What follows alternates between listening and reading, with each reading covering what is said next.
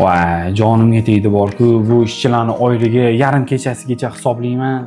Qarang, men boshqa joydan o'tgan edim. Tanigandayman, Labbek. Hozir oylik ozgina zarur bo'lib turuvdi-da. Bugun bera olasizlarmi? Singlim qarang. Hamma yoq hujjat bo'lib yotibdi. O'zi boshim og'rib turgan paytiga kirib, oyligingizni berishimizni so'rayapsiz. Hali hisoblab bo'lganimiz yo'q. Hali berib bera olmasak kerak. Tushunaman sizni ham, lekin menimcha men eski ishxonamga qaytsam kerak bo'lmasam. Yo'q, shoshmang-da. Endi bu 3-4 kun oylik ketishdi degani ishdan ketish kerak degani emas u. Siz tushunmadingiz, gap oylikda emas. Gap sizlarning korxonanglar avtomatlashmagan va tizimlashmaganida. Bu degani men oyligim har oy kechikishi mumkin. Yo'q, bu nima deganingiz? Bu korxonani qaysi hojaga tegishligini bilasizmi? Bizda puldan muammo yo'q. Qarang, rahbar katta kichikligi nimandir hal qilganda, sizni miyangiz hozir og'rimayotgan bo'lardi.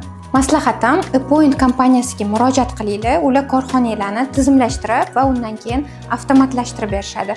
Shunda siz ham shunaqa bosh og'riqdan qutulasiz, hojakingiz ham har kuni kechqurun sizga telefon qilib hisobotlarni so'rab o'tirmaydilar. Ha, tushundim. Nomini nima dedingiz? Point. Shunda hamma ishchilarning oyligi oyi boshida o'z vaqtida chiqadi. Men ham boshqa kompaniyaga o'tib ketmasmidim.